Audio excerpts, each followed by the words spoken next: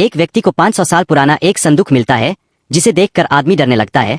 तभी वहां पर कुछ आदमी आते हैं। तभी एक आदमी को उसे अंदर से देखने की इच्छा होती है और उसे अपने गार्ड को खोलने के लिए कहता है, जिसे सुनकर गार्ड उस संदूक को खोल देते हैं, जिसे खोलने पर पता चलता है कि उसमें बेहद खूबसूरत लड़के की बॉडी है, जिसे देखकर एक आदमी उस लड़के का डीएनए लेने के लिए जैसे ही सुई चुभाता है, लेकिन सुई ही टूट जाती है, जिसे देखकर आदमी शॉक हो जाता है। तभी एक आदमी कहता है, मानो इसकी त्वचा लोहे की बनी हो। तभी लड़का अपनी आंखें खोलता है और हवा में उड़ जाता है और ऐसे उठता है कि मानो कई वर्षों से सोकर उठा हो। तभी गार्ड उसे देखकर अपना बंदूक निकाल लेते हैं, लेकिन लड़का अपनी शक्तियों से सभी के बंदूक को खराब कर देता है।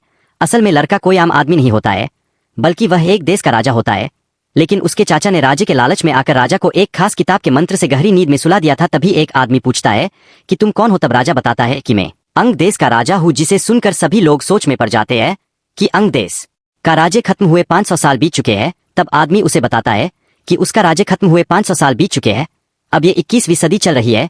लेकिन राजा को उस पर भरोसा नहीं होता है और कहता है कि मैं कैसे मान लूं कि ये 21वीं सदी चल रही है। जिसके बाद आदमी उसे अपना फोन दिखाता है और उसे तोहफे के रूप में भेंट कर देता है, जिसे राजा फोन को अपने हाथ में लेकर महल किस दिशा में है पूछता है। तब आदमी उसे उत्तर की दिशा की तरफ इशारा करके बताता है, जिसके बाद राजा वहां से चला जाता है। अगले पल दिखाया जाता है कि